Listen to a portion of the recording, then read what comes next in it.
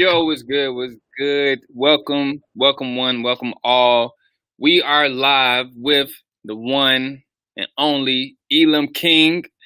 Now we have a very special show for you guys today, man. We are going to be talking about the very great, fun, entertaining topic that we like to talk about called relationships that none of us can seem to figure out, except this man on the line right now. So we want to welcome to the platform Elam King. Thank you for joining us, Elam. How you doing, man? What up, man? Hey, listen, don't give no intro like that because people really gonna want like answers and stuff. So I just don't do Hey, that, you the man with the plan. That's all I know. man. Hey, listen, we got to start this off right. Like, hey, how you doing today? Hey, I am good. How are you? Hey, listen, I woke up in the land of the living. All right. Right. Hey, look, that's all we can ask. That's all we can ask. How have things been on your end with the relationship coaching and got a book and everything. You just got everything going on.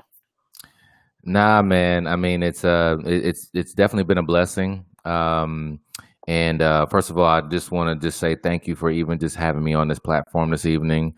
And thank you so much to Greater Works for just giving me an opportunity to speak this evening. I know over the past couple of weeks, right, we've had some bomb folks come on board. We had yourself on board talking about some business stuff. We had Mm-hmm. Mr. Shonda Davis last week talking about finances, and now y'all want to trip up and get mad at me this evening and talk about relationships. So I don't.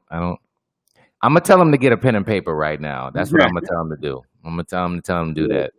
Look, we need it. We need to be schooled.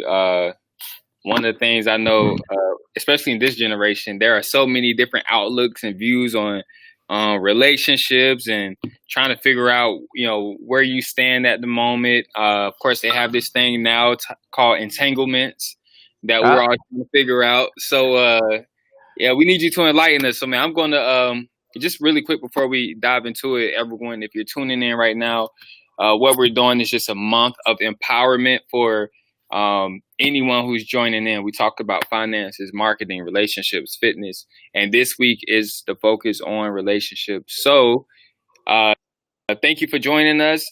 You were tuned in to a great episode, and right now I'm going to go ahead and yield the floor to the one and only Elam King.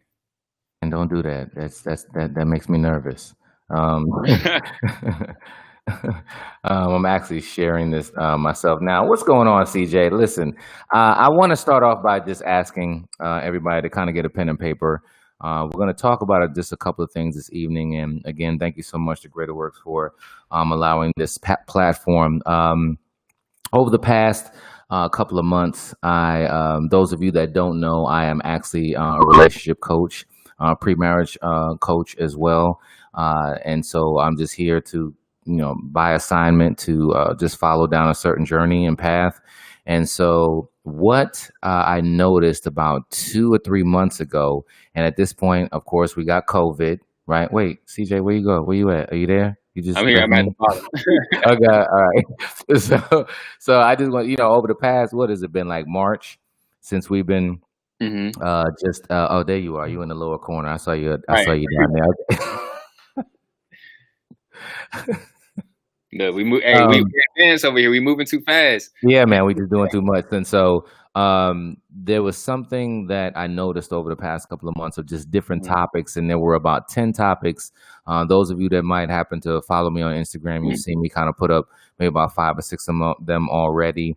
And so what I wanted to do this evening is simply to share um, some of the primary things that couples have been experiencing over Mhm. these past couple of months, obviously with being home, social distancing. You just have an opportunity of just being around that special someone that you've chosen as a life partner. And I'm particularly going to probably lean in a little bit more to my married folks this evening. And you'll understand that as time goes on, but I feel like that's important. And the plight that's really here is that, in order for us to improve our communities, we have to improve some of our families, right? In order to improve our families, we have to take a look at the individuals that are involved inside of that family, obviously with the man and the woman. And so, Mhm. of course, we are getting ongoing. information on Sundays or whatever case would be at Greater Works Tabernacle. But just wanted to drop just a couple of gems of some things that I've seen and that I've been coaching through with certain couples. And I'm just going to throw them out there. So I don't know. Y'all ready? Because church folk be a certain type of way. They want you to, talk a certain. I don't do that. Then I just want to just beware for everybody. So, and I'm going to try not to go in any particular order, but I'm going to try to kind of walk through some of these. So, and then we're going to do kind of a Q&A at the end. With that, is that okay? Yeah, perfect. All right, so I have I'm ready. So all right, I'm right now. So let's just jump right into number one. One of the first ones so one of the first ones is, I don't know how we grew apart, and now I don't think we can fix this. And that's something that I've heard over time. People use that phrase, grow apart, and I really want us to kind of dial back just a piece of that. And so when we say, we grew apart, I want to lead in by saying it's interesting that when we have a car, we've never had a car say, I grew out of oil and then my engine shut down. Raise your hand if your car has ever kind of spoke back to you and said that. And why is that? Why on average does that not happen? Why on average, maybe you've run out of gas once in your life, but on average your car doesn't just say, hey, I'm just running out of gas or whatever.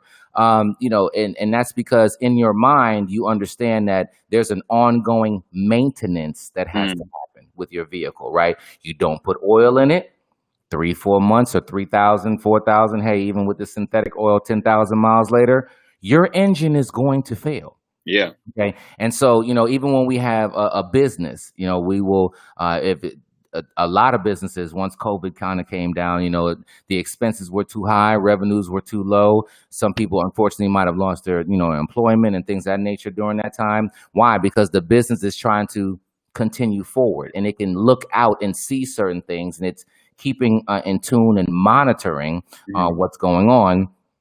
And, we could really go on and on right here with examples here, but the resentment a lot of times begins to build up inside of relationships because, this whole grow apart thing, this is actually something that can be, curbed, taken care of, stopped, or whatever case it be. And it really comes down to you paying attention to your spouse, right? And I'm going to particularly talk about those who are married right now, because, when people say they grow apart, one of the things that I always ask them is that, okay, well, what are you reading right now? That silence normally exists. And I say, okay, all right, well, maybe you don't like to read, you got audiobook too, but that's okay. Well, what's the last marriage seminar that you've been to? What's the last individual personal development that you've done to grow yourself beyond, because you're paying attention? Remember, this is a life partner that you've signed up for. So you'll take care of the oil in your car. And when it comes to, a business or whatever case it be, particularly for my entrepreneurs or just, people who are W-2 or whatever, you can pay attention to certain things inside of your 9 to 5 and say, hey, this is not going right, and figure out where to go with that. But we'll say family over everything on our hashtags. But then when I say, well, what are you reading to advance your marriage? And so I want to share with you that, I want to break this up into kind of, 2 parts. The first part is that a lot of the times you cannot lead within how to help somebody to love you because you haven't maximized loving yourself. And that really goes to shout to those who are unmarried right now.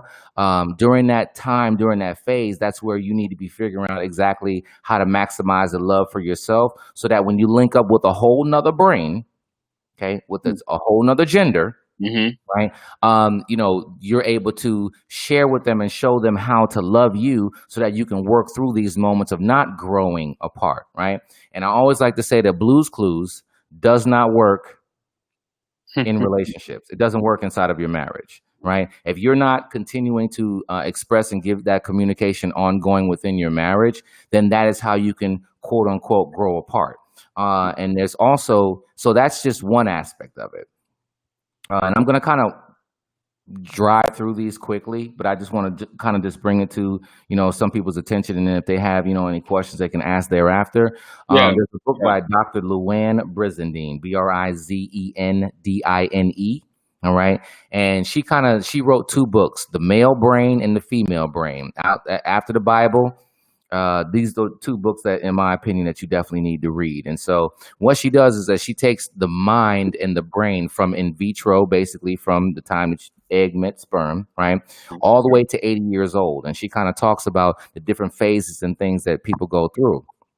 And one of the things that happens along that line is that a lot of times when people get married, the focus shifts hormonally. And I'm going to also probably talk about that in one of the other spots, one of the other numbers later on. But there's a shift that can happen right there. You got the honeymoon phase. Y'all love each other. We're in love and all this and that, right? Huh? What'd you say? You said what? They're feeling each other? Yeah. And then all of a sudden, when you get married, yeah, exactly. And then when you get married, there's also a hormone, particularly when children that are involved, to whereas, the focus shifts from each other to the children. So you can accidentally start to not pay attention to somebody biologically.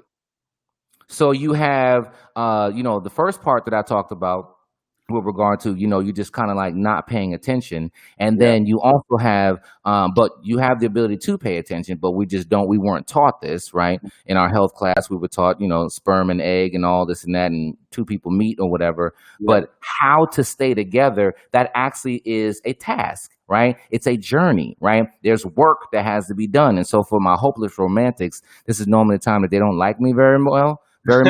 Because they're just like, well, you just fall in love and just get married and just a house and picket fence and all this and that. Nah, there's some work that has to be done in order to stay together. And you will not catch my 20, 30, 40, 50-year married people say anything different. How long have your parents been married, Jim?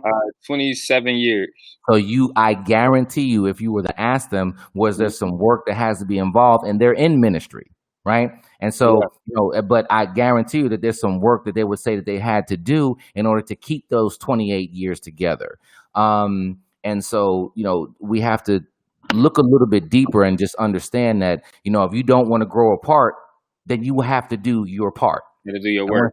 And I want to say that again. If you don't want to grow apart, you have to do your part. And if you don't do your part, then expect to grow apart. Okay. And it can't be just one side doing it. It has to be both sides doing it, communicating back and forth. And one of the bigger pieces, just like, again, like when you go get your car serviced, right? You're going to a car counselor, a car coach, right? They are letting you know, hey, they're going to plug your car up, right? These days, you just plug the car up and the car says, I got this, and this wrong, right? Well, the great thing is that you took your car there so that the coach can tell you, hey, you got these things wrong. Hey, these 3 have to be done right now. This one, maybe you got 6 months. This one, I would advise you over the next year to do X, Y, Z. Well, guess what? We have to do the same thing within our marriages. And if we don't, we will grow apart because you're not doing your part. Does that make sense? It requires maintenance, just like everything else. Absolutely. And so that was one of the first things. So for those of you who are sitting there saying, we're just growing apart and I don't know how, how this happened or whatever case it be, my challenge to you is that what is your part? Ooh. And what are you playing in that to whereas you're trying to, bring things back together? The due diligence that you've done in some of these other categories to keep things together, your job, your car, your house or whatever. But you signed up for forever within your marriage, but you're not doing any due diligence. If you think that in 2020 and beyond, that you're just going to be staying married because you're just going to love and trust God, I got something for you. Yeah. And I want to, real quick before you move on, I want to ask you, how do you find out what your part is? Like, how do you even know what your role, what your part is? I want to give you a moment and say, put a pause, put a pin in that. I'm going to come to that in a second. Okay. All right. So if you got another question, I can hit that one, but I'm gonna actually touch on that in a moment on one of the other topics. Is that cool? As a matter of fact, you know what? I'm gonna lead right on into it. Okay, because one of the next ones. So I'm glad that you brought this up. I was gonna kind of save this one for last, but I'm just gonna roll right into that one. So All right. one of the other ones that I'm hearing is that why we not having sex no more? Married folks, my married folks. Okay, why we not having sex no more? Right. And so let's take a look at the word intimacy. Intimacy breaks down into me you see.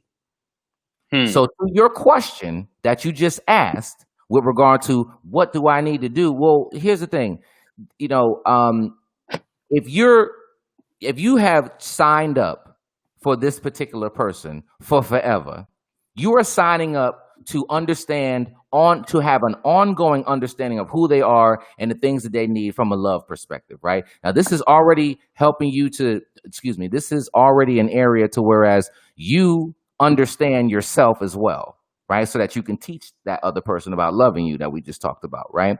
But then the other part is that you have to see into the other person and see whether or not that, the areas that you need to cover, look at, whatever case may be. Now, here's the slip up that a lot of people do in this area.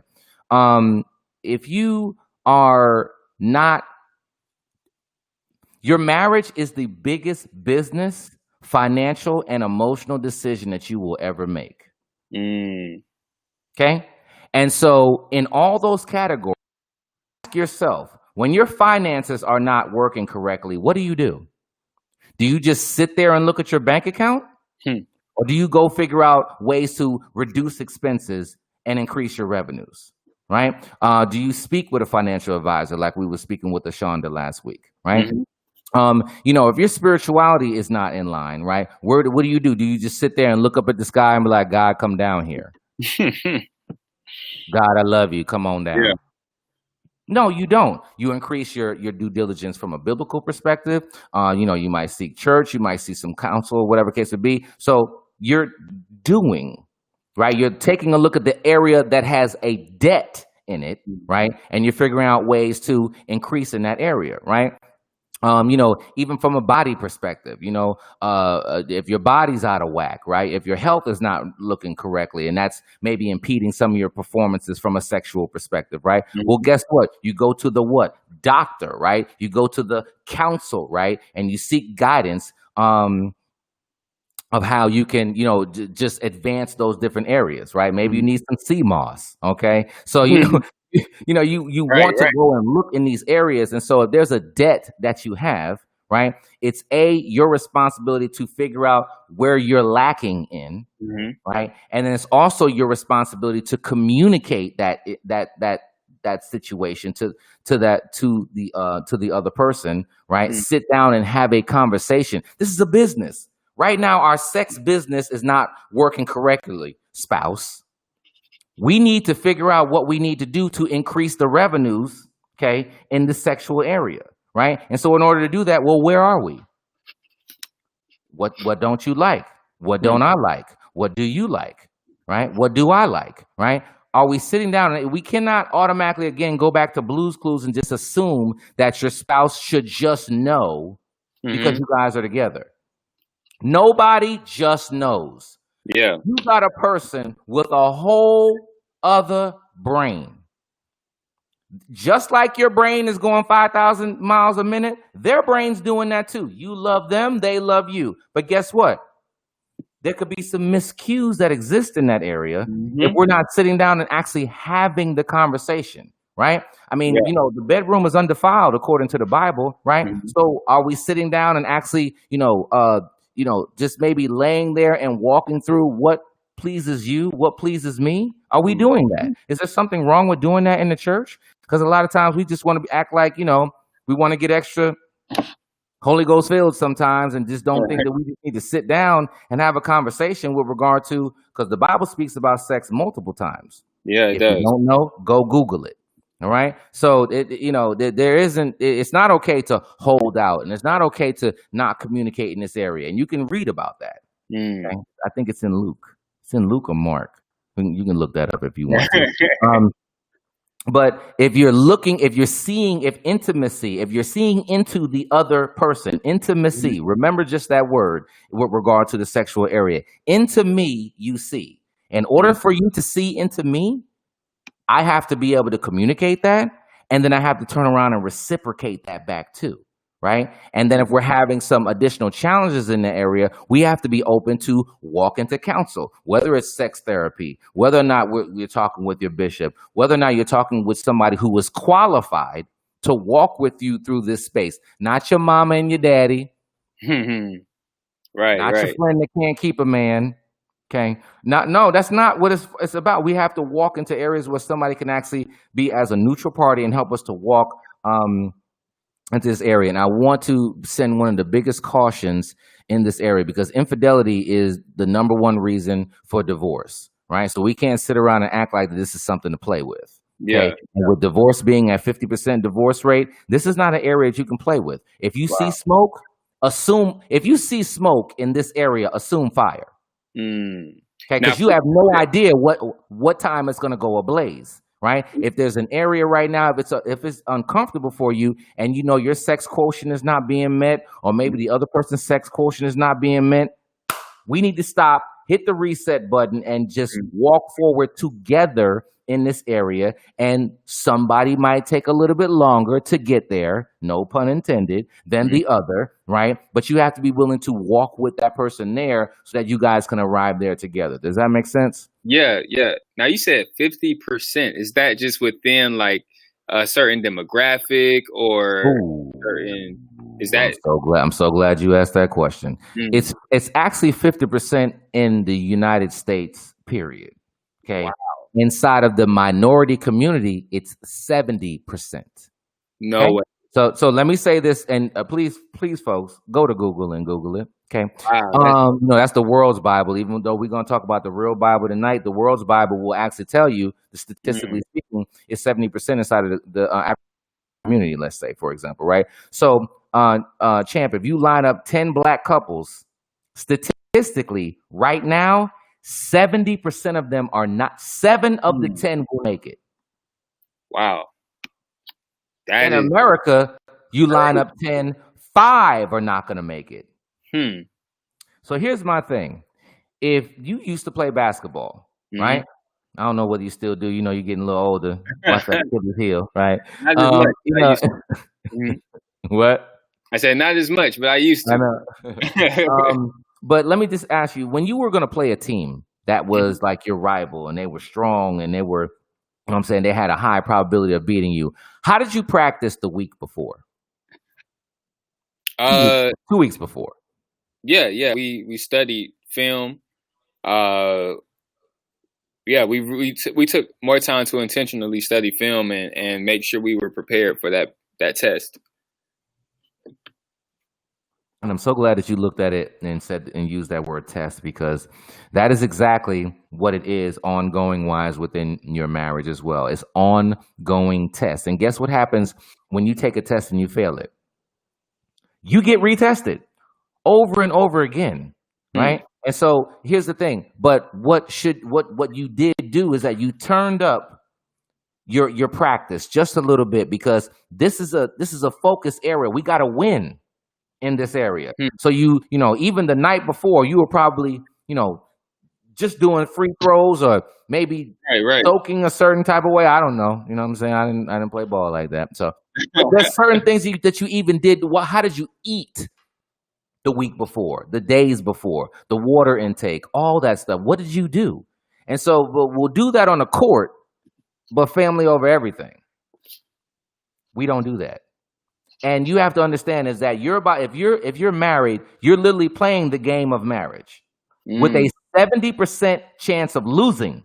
Wow. Even if you're Caucasian, or if you're you have a 50% chance of losing in your marriage right now. We have no idea what that's going to be, how it's going to look, how it's going to play out. So how do you build your offense? So that not if, but when the distractions, when the challenges come, you're ready, right? Bob, weave, whatever. You ready for it, right? You have the stamina to be able to walk you through that moment. And so a lot of times in this area, particularly, as folks stay together over time, they just kind of, let stuff go by the wayside. And then when somebody steps out, it's kind of like, oh my gosh, how could you do that? When somebody steps out, it's wrong. It is very clear within the Bible that infidelity is a sin and not something that's supposed to happen. Okay, so let me be very clear about that. But I also want to share with you that you want to understand that that's always a symptom of the problem. And the problem was presented to you beforehand. All right. And so you have to make sure that you're just doing your due diligence in that area so that you can kind of bob and weave and win that and win those odds, because those are not good odds. Right. Yeah. If they said it has a 70% chance of raining tomorrow, will you bring your umbrella? If they said it's a 50% chance of raining tomorrow, will you bring your umbrella? Okay, so watch this. You'll bring a covering for the weather, but you won't create a covering for your marriage, knowing that these are ongoing stats. Okay? So whether you're sanctified and holy, or whether or whether you might live the carnal life, it doesn't matter. The stats are the same across the board. Wow. Okay, and we have a tool that's an amazing tool called the Bible, to whereas we can go inside of there, and even if we don't know how to do this, we can Google, how to increase my faith, how to, whatever, and we can go look at scripture that can kind of back and give us a benefit and give us some kingdom principles that can kind of move beyond that. Okay, but you got to do your due diligence for that if it's really family over everything for you. Does that make sense? Yeah, it does.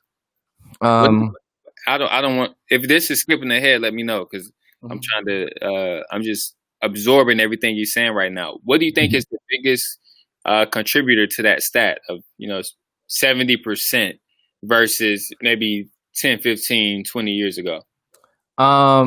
That's a great question. And so what I'll kind of do is go into one of the ones that kind of screams out what you're talking about. All right.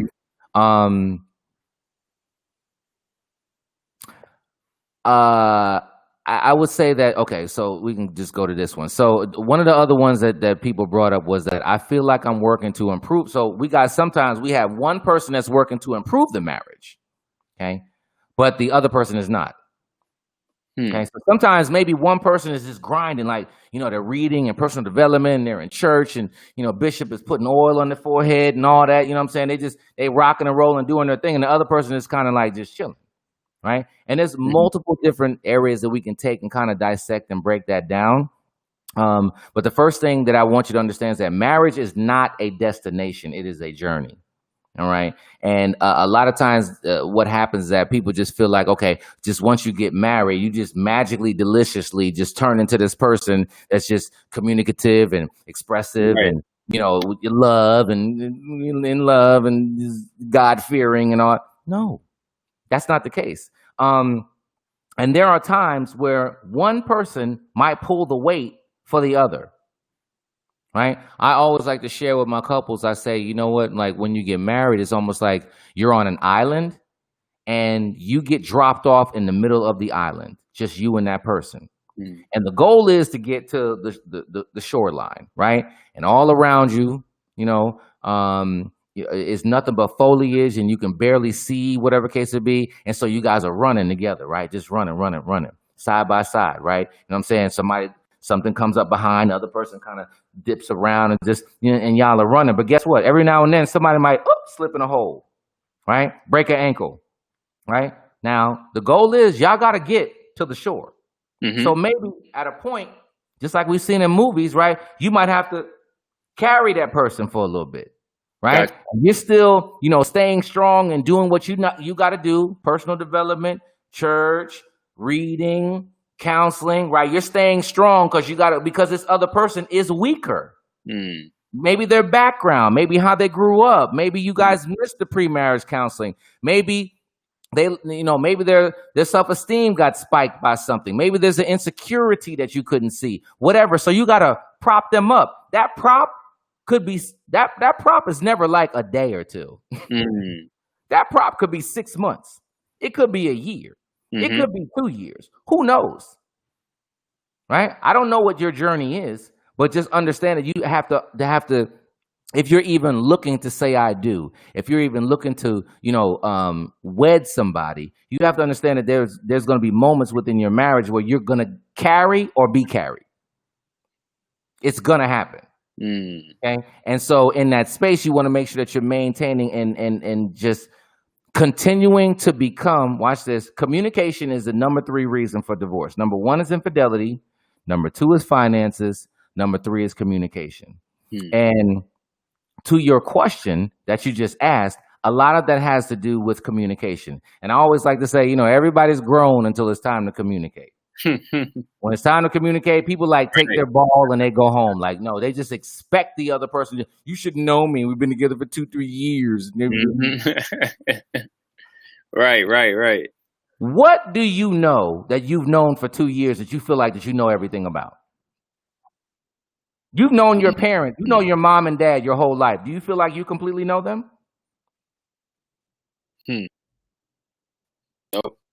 No, that was a question to you. I was asking you that, Champ. Champ, No. I was asking you that. You've been around your parents all your life. Do you completely know your parents? Yeah, no. Are you able to hear me? Because I'm answering.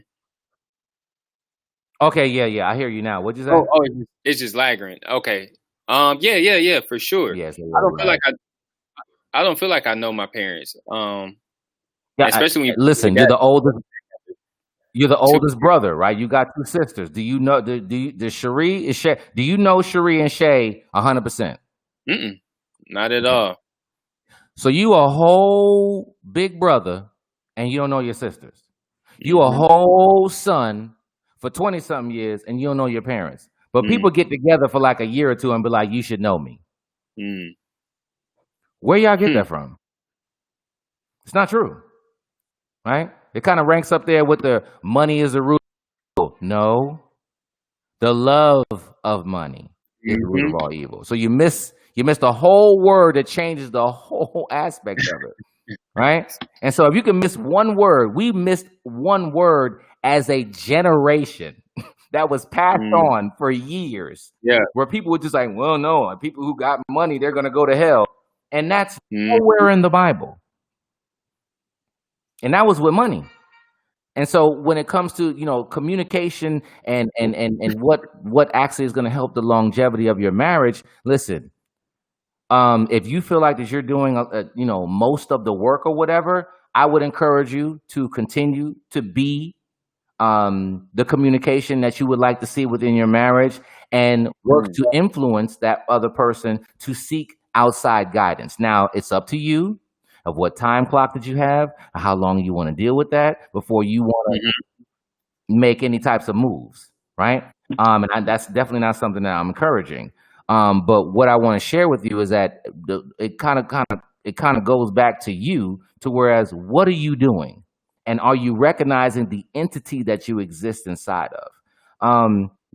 And I always like to say that, Abraham had to wait like 70 years, I think it was, before he had he had this desire, right? Particularly having children or whatever case would be, right? And so if I'm saying this correctly, so he had to wait a very long time for what he was, working towards, right? What he wanted. So my question to you is that what due diligence are you doing to advance yourself to what you're asking God for? Right? And understand that it's going to be different levels of patience that have to exist inside of certain areas. And if you are going to get married, you have to recognize that you're signing up for having that level of patience and giving that person that level of grace. And if you get to the point that it just moves beyond that, that's a conversation between you and your bishop that you need to have. But you have to make sure that you're doing what it takes to, I guess, prop that person up as you guys are running together. Does that make sense? It does. Now, is that something that go ahead. I'll save it. I'll save a couple of these questions for the end. Let me jump to the next one. So the next one is that my spouse is not happy with their job, so they take it out on me. Okay. And so where this goes to is that, a lot of us were taught to survive. Right. I currently, I have a book that's coming out, and one of the questions that's in there that we're speaking towards the young men is with regard to working towards purpose versus getting money. And so a lot of us were taught to just go out here and just get money, survive, whatever case may be.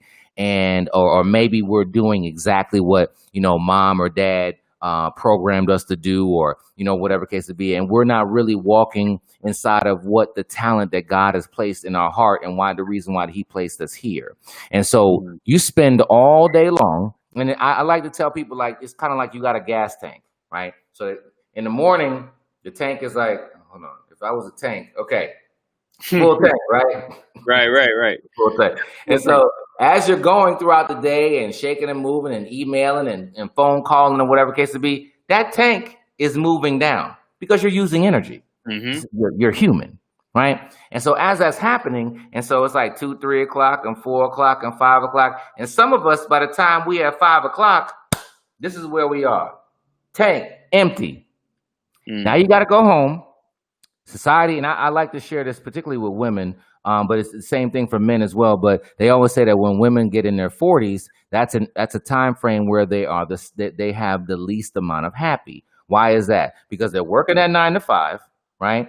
And then society always told you that you had to be a good mom. So when you come home, who you dealing with? You're dealing with little Johnny, right? Got to deal with little Johnny and homework and cook and all this and that, right? Okay. And then, you might have your family and friends might call you, whatever case it be. They're going to pull something from you because during that age, your parents are normally in their 60s and 70s. So they're going to be a little bit more sick. Well, on average, who's the person? If you have a son and a daughter and the parents get sick, who's the one that's going to step up?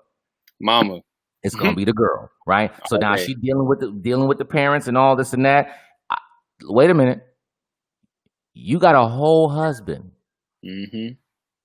You ain't even get to yet, okay? And then you got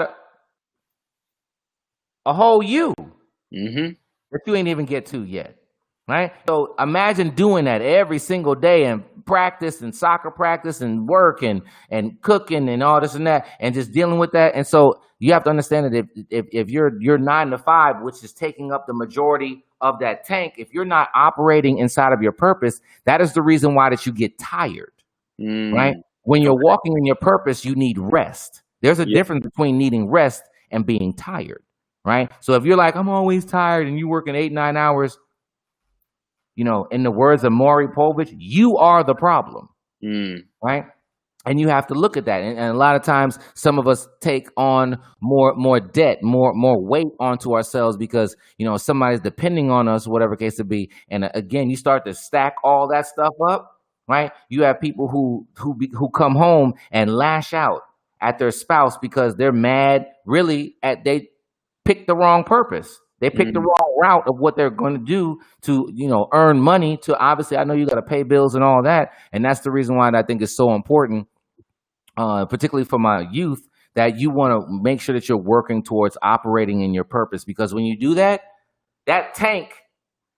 It doesn't, when the afternoon comes, you got some left. Mm-hmm. Okay? Because even though you're operating and working, but as you're operating in your purpose, it's actually giving back energy to you. Okay? And ask anybody, and I'll say that to you. Right now, you're working from an entrepreneurial perspective. You grinding. I used to be able to, look, y'all, I used to be able to call Champ. He would answer the phone. Now, I'm straight going to voicemail. You know what I'm saying? Like it texts me like 30 minutes later, like my bad, dog. No, but here's the thing: I don't take it personal because I know that you're grinding and you're walking inside of more of a purpose-driven area, right? So either way, just like when you had the W-2, right? You were grinding then too. But tell me how much more fulfilled do you feel when you had a really, really, really, really, really busy day versus now? Versus really, really, really, really busy day back in January, right? Or December of last year, or which you had a really busy, really, really, really, really, really 10 really busy days. Which one? Did you walk away still with more energy? Yeah, easily the one for me as an entrepreneur, no question, hands down. So and Yes, and I'm not saying that this strictly has to be for just entrepreneurs, because there's people who are doctors that absolutely love what they do. There's people who make doorknobs that absolutely love what they do. There's people who make masks or crocheting or whatever. Hmm. It's no particular area, right? Because teaching, I could never be a teacher ever. I don't even like my own kids, let alone teaching somebody else's. You know what I'm saying? But there are people who absolutely adore those little faces every Yeah. single day and watching them go from a D to an A. I'm sitting over there like, you should have had the A in the beginning. Like, what? I, I don't have time to coach you from that D, so What I was don't the need name to be so much anybody's though? teacher. Right.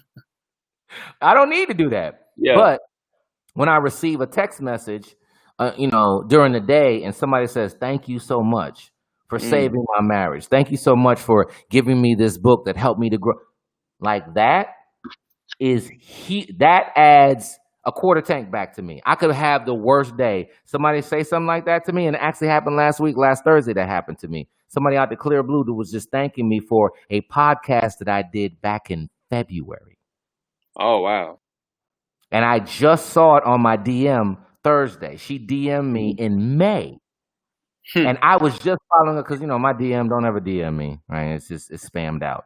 But I happened to just see hers, and then I reached out to her, and then she called me, and I was just like, I felt amazing for Mm. her just saying, "Thank you so much." And I took the words that you were saying, and she was bouncing it up against the Bible and saying, "Okay, God, Elam and his podcast, Understanding a Man podcast said this. Well, how do you feel about that?" And she Mm. did that for months.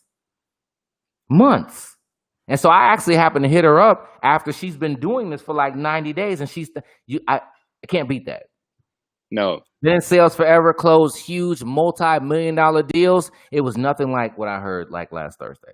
But why is that? Because, and I figured it out late. Okay, so I'm not judging anybody. For anybody who has not figured out their purpose, I didn't figure out mine till somewhere around like 34. Okay, I'm 43 now. Yeah. Right, somewhere around there, and God was like, "All right, I'm gonna give you one more shot with this talent, and if you don't get it right this time, I'll be back when you're 50." You know Right, what I'm right. saying? And I'm gonna just let you suffer for the next like 15 to 20 years. I got it that last time. I got Yeah. it. That's the thing, because if you don't get it, if you don't figure out what your purpose is, you'll start suffering, Mm-hmm. and it does not feel good. And so you might be saying to yourself, "Man, but if I do this, I'm not making that much money," and whatever case it be. Don't worry about the how. When you operate inside of your talent, your resources will show up for you. And so let me just keep rolling with that one. But that's just, one of the other ones that people's jobs trickle into their houses. All the time. Folks will love to be like, my family matters more than my job. Mm-hmm. But when you snapping off on little Johnny or your husband because your tank is empty, right? Or if you, sir, are just not able to even maintain fatherhood within your home because you're tired from the day, might want to check that. All right. And one of the last ones that I've also heard about, ironically, and this one's going to be a little bit different, so I want you to listen to it holistically, right? Okay. Things changed. Watch this. Things changed in our marriage after the children got here. And this one right here is not one that people like to talk about. I normally have to uncover this inside of most marriages because it's difficult. A lot of times people don't want to say, these little people, right? We're, due to the mismanagement of the co-parenting, right? The object of the frustration walks in as being sometimes of the children. Let me share this with you. Up to 70% in the arguments in a marriage can be due to the challenges of children. You don't believe me? Let's talk to the people who have no kids. Let's talk to the people who do have kids. And let's list their last couple of arguments that they had. Guarantee you, little Johnny was somewhere in there. Something dealing with them, whether you didn't pick up, whether you didn't drop off, whether, you're tired and you expect them to do this, or, why you didn't wash the dishes because I just got finished breastfeeding, or what. This is real stuff. Right. And so nobody wants to talk about, again, back to the space that I said earlier, right? After the honeymoon phase, nature's way of protecting children is that after you get married, a hormone is released in your brain. I am not a doctor. I got this from a neuropsychologist, right, which is Dr. Luann Brizendine, okay, Reed, right? So that's where this information is coming from, right? So challenge that. Don't challenge me, right? That a hormone gets released that makes you focus on the children more than your spouse, right? And it's to ensure their survival. So like I said earlier, you'll accidentally stop thinking about your spouse because you're focused on little Johnny. Makes sense, right? Okay, well, let's fast forward to when little Johnny leaves and goes to college, right? The goal for the last 18 years has been little Johnny. Meanwhile, John and Sally were growing, changing, love languages evolving, preferences evolving, body evolving. I hated to do this before, but now I want to do this. I didn't want to do this before. I loved doing this before, but now I don't, right? Now little Johnny walks out the door and now you try to love your spouse the way you used to love them. Guess what? Yeah. They're not the same person anymore. Whole different person. That's why love languages, I always try to share with people. There's 5 love languages and you can Google those, right?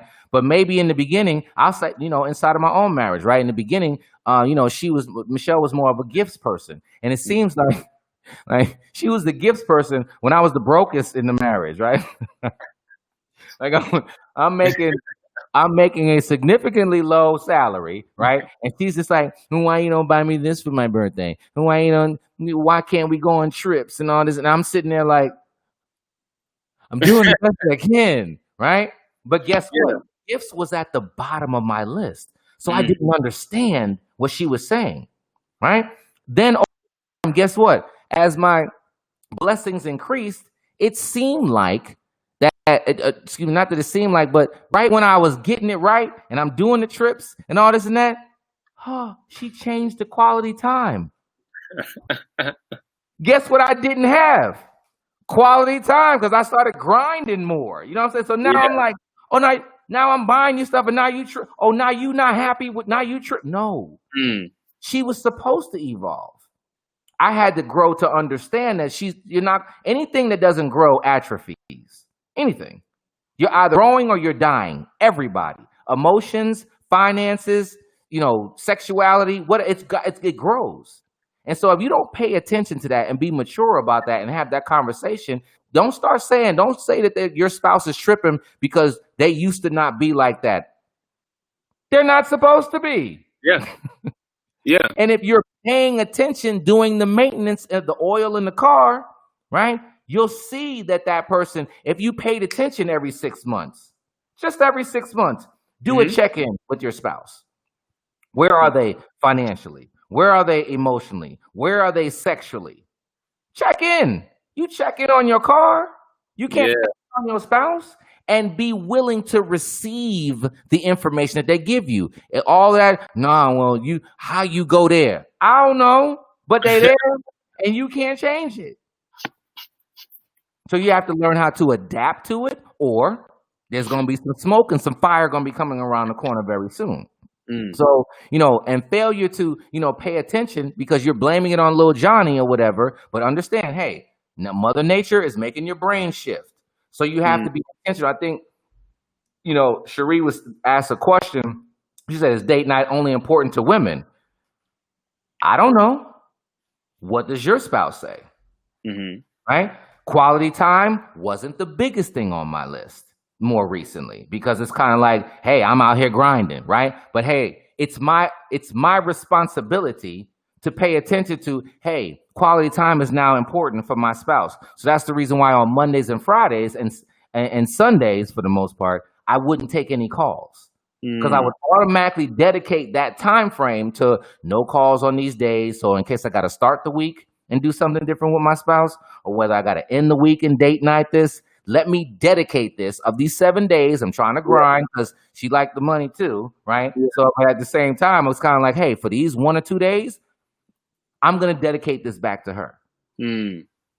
See what I'm saying? So Yeah. it's your responsibility to dive into that. And so, but the catalyst for sometimes can be, the mask is children because you don't see it. Yeah. And I've heard that time and time again from older couples that, like, once the children left, they had a whole new person in front of them, and we don't know how to talk to each other. It's a silent house. Right. Yeah, I've heard and seen it time and time again. Right. And then even another point, really quickly on checking in. One thing that my wife and I have been working on is checking in on a weekly basis, where we are asking each other, what have I done? What have I done this past week that was good to you, like to you or for you? Mm-hmm. And when I first heard it, it was a weird question, but it makes sense because now you're holding yourself accountable. Because the first week we asked it, I asked the question, said, "What have I done for you good this past week?" And I was like, "Dang, I really." As we like, what did I do? And it forces yourself that you either did good or I think it was good. When I bought you those flowers, I thought that was pretty. I was trying to do something good. So, yeah, checking in, I think that can solve a lot of the communication issues. Yeah, that check-in is so serious. And when you get to the honors level, right, you begin to ask questions to your spouse like this. What can I do tomorrow to make your life easier? What can I do tomorrow to help you? Imagine if each of you asked your spouse that question every single night. Now, before you go into, well, that's not possible, and that's not family over everything. Mm-hmm. This is the person who will die for you. Asking them, what can you do tomorrow? What's one thing you can do tomorrow to make their life easier? Is that really far-fetched? Because I guarantee you, your boss is going to tell you what you can do tomorrow to make their job easier. They're going to do that tomorrow and the next day and every single day that you're earning that paycheck. That's the reason why that you have a salary, right? But when you said I do, right, you signed up for a lifetime of figuring out what can you do to make this dynasty better. And imagine if you're focusing on them and they're focusing on you. And it's not always going to be 50-50. Like come on, y'all. We need to get away from some of this. It's going to be 50-50 all the time. It's not. Sometimes it's going to be 90-10. Sometimes it's going to be 99-1. Again, back to that carrying situation, right? Sometimes you're going to carry that person, right? And it's up to you to hit the reset button sometimes if you feel like that you're being taken advantage of or whatever. Or if you feel like that, that these things are out of whack or that you're growing apart, call a meeting. And if you don't, maybe it's not going to all happen in a 30-minute sit down or a 1-hour sit down. Well, here's the thing. When people need to get things right inside of their businesses, sometimes they have meetings for days. Yeah. Yeah. Right? Maybe you need a family revival. You know what I'm saying? What? A weekend. Right? Friday, Saturday, Sunday. You'll go to a revival for 8 hours a day on Friday and Saturday and Sunday. Well, why don't you go to a revival, revive your marriage? That's it. That's it. Okay? I know they didn't teach us this stuff. It's like we all think that it's just supposed to automatically happen, right? But and I'm going to close with this, right? I actually was going to do a live on this today, but so if you see me say this tomorrow, I actually thought about this earlier, but I said that I wanted to save it for this particular segment. Those of you who are working on your credit right now, right? How important is credit to you, CJ? Credit important, like your credit, right? Your credit score. Yes. Yes. So, it's actually an area that I'm expanding in with a business partner of mine to help people inside of their credit or whatever. So that's what kind of, my brain just get to going, right? So I was dealing with credit stuff and I said, guilty. You know what's interesting about your credit score? A lot of times when people's credit score is not good, they just don't do anything. And they expect over time that the credit score is just going to change. Yeah. Right? Or they do like one thing and then be like, I paid off my credit card. Why did it only go up 10 points? That was me. Yep. But over time, you have learned to understand that you have to do a due diligence ongoing and be intentional about that credit score in order for it to do what?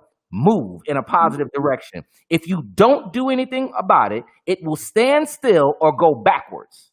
Yep. And then when it's time for you to pay for something, you are now complaining that you have to pay this higher percentage rate or whatever case it would be. But who's at fault? You are. And you just expected it to change, right? Well, guess what? Your credit score is the same due diligence that you need to do in that is the same thing with regard to your relationship. You can't do just one thing and expect your relationship to become explosive. Right? You're going to sex him out of his mind on Friday and think that for the next 6 months, he's going to be great. That's not happening. You buy her, you said flowers earlier. You buy her flowers on Sunday, and you think that by Friday, she's going to be like how she was Sunday afternoon when you. That's not happening. You have to do ongoing due diligence in order for yourself to grow together. And then when it's time to pay for a situation in your marriage, when challenges come, your credit score is high enough that it can sustain the situation and you guys pull through it. That's real. Okay. But if you don't do that due diligence when time comes and your marriage score is a 500, good luck on paying for that. Yeah, that's real. You know what I'm saying? Good luck. Right? Do the 500s make it through? I mean, I guess. Right? But I would advise you to get that thing to 740. Yeah. So the world is yours. 700, 650, get it to 670 is good. Yeah. Get your marriage, and you do that by ongoing due diligence. Yeah. So I want to stop right there. We're gonna have to do a course on credit. We'll circle that one back around. But I want to stop right there. That's just 5 of the 10 that have been discussed. I don't know if anybody has any questions. I hope that I was able to share something. I don't know, CJ, if you have any additional questions or maybe want to ask people to text you, because people don't always want to ask questions up front about relationships because everybody going, they feel like the folks all in their business. You can always feel free to DM me on Facebook, on the on my Understanding a Man Facebook page, and on Instagram under Elam B. King, and or you can hit us on the Greater Works Tabernacle YouTube or the Greater Works Tabernacle Facebook page or whatever, or Instagram page. If you don't want to ask your question tonight, I also do a 30-minute. Normally it's 15, but for my Greater Works people, I'll give a 30-minute free consultation. So maybe we can kind of comb through certain things, life coaching wise or relationship wise. But I guess, sir, I'll just stop right there and see, what questions that you might have or what have you been hearing. Yeah. So while I'm asking this question, everyone feel free to drop a question in the chat or in the comment section, whether you're on Facebook or YouTube. Drop a question and we'll address it for the next 3 minutes that we're in here, 3 to 5 minutes that we're in here. I did have a question myself. You mentioned earlier about communicating and your spouse not, just knowing right off what you're thinking, what you're feeling. Right. But should there be some sort of responsibility for your spouse to know, like how much pressure should we be putting on our partner or our spouse to know what we're feeling or how to respond to us? I think the best gauge of that kind of goes back to the business meeting portion that we were saying earlier. Ask yourself, if you were to, watch this, if you were about to be written up for something and you didn't do XYZ, if you walked in there and they said, hey, listen, oh no, you've been in sales, right? So, if they say, you know what, CJ, you're not hitting your number, and you're supposed to be at least at 100%, and we're going to put you on this a performance improvement plan. One or two things can happen in that moment. You can get mad and be like, man, this is not right. This is not right. And after you finish not right, and you're gonna write your name Exactly. in that area. Yeah. Or you have some people that say, well, hey, I didn't hit my number, but you do realize that I was on vacation that you approved for the past 2 weeks. Mhm. After that, remember, we were in training for about 4 days, and I was letting you know here on September 18th that I was not, that, hey, I'm in training a lot, and I also was on vacation. And so, I haven't had a chance to really get out here in the field and hit my number. And then you, Mr. Boss, said, oh, that's okay. Don't worry about that. Right. Mhm. And then, in the last 4 days of the month, the system crashed and we had to do everything manually, and I couldn't get everything. I guarantee you would have a case and you probably wouldn't be signing your name. Why is that? Because you did some due diligence, you kept some record, you kept an understanding of, hey, I'm communicating this to you. You're okay with me going on vacation for 2 weeks? Cool. Mm. I come back. Oh, we talked about, the training that I have for 4 or 5 days. You were okay with me not being in the field? Oh, okay. Now here you are coming to me on the 1st of the next month asking me why I didn't hit my number. Well, remember, we communicated about this. Yeah. Yeah.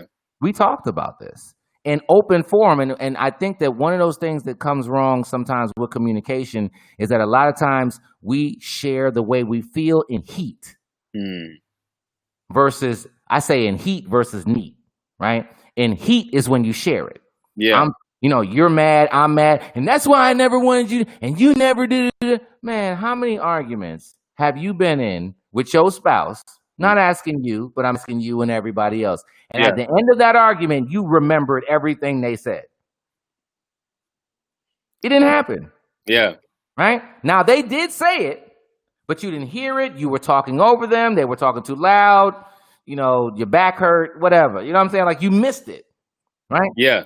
But if you sit down in a setting, Sunday afternoon, 6:00, no games playing, kids over here, you're going to have 30 minutes to each other. Let's talk about why, CJ, I've wanted to spend more time with you on the weekend and you haven't been giving it to me. Mm-hmm. How can we work through this? Right? Mm. That might happen once. It might even happen twice. But think about the difference of that conversation versus, you never spent any time with me and I told you I wanted to go to the movies. That goes like this. Boom. Yeah, It yeah. don't even register. Yeah.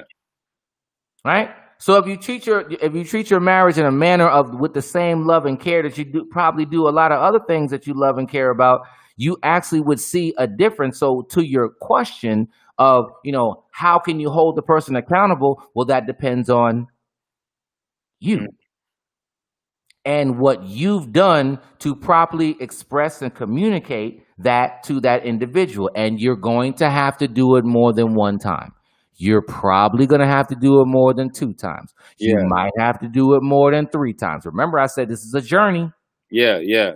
How many times do you get something on the first try? Let the person who gets something on the first try every time raise their hand. Yeah. I don't know that person. Mm-mm. So if it happens for nothing else,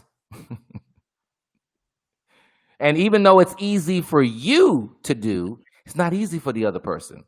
Carson doesn't know how to ride a bicycle right now. You do. How difficult is it going to be to teach her how to ride a bicycle? Who knows?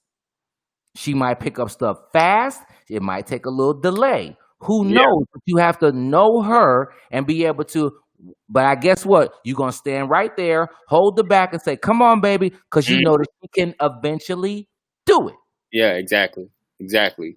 Even though you know how to do it already. And you could be like, all you got to do is get on here and turn your...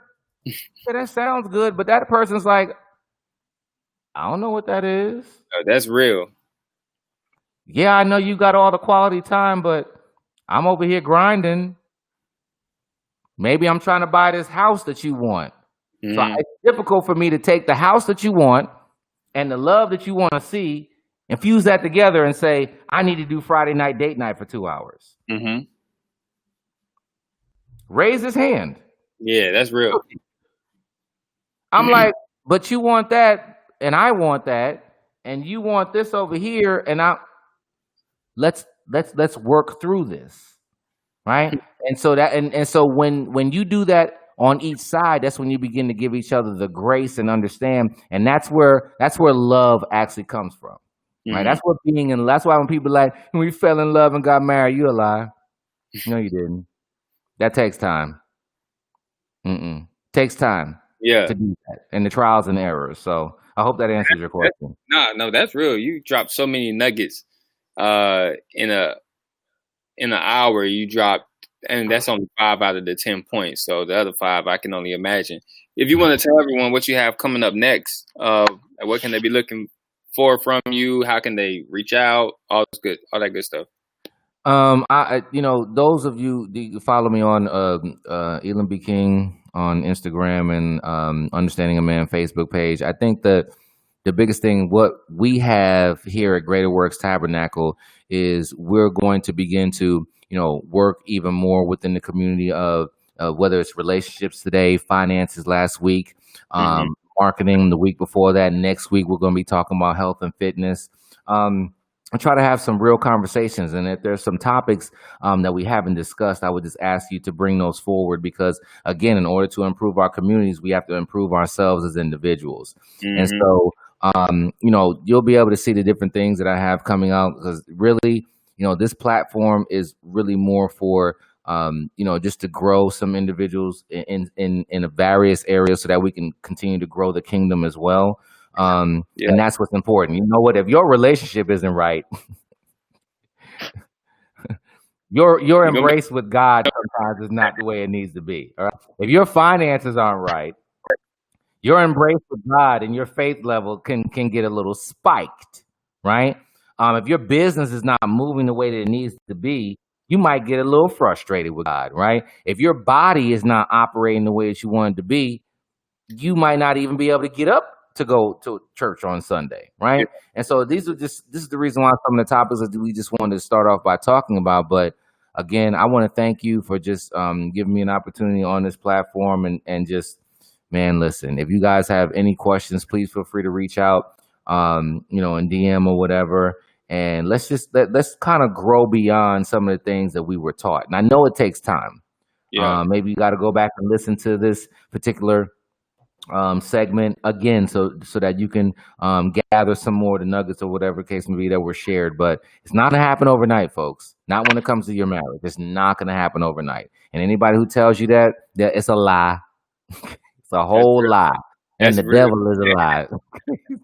That's real, man. Nah, we appreciate it, man. And I appreciate you for you've been spearheading a lot of things to move the community forward and just I don't know if you have any new books coming out lately, but if you haven't checked I'm trying not to promote myself at all. if you haven't checked out his latest book, Understanding the Man, make sure you do that. It's available everywhere.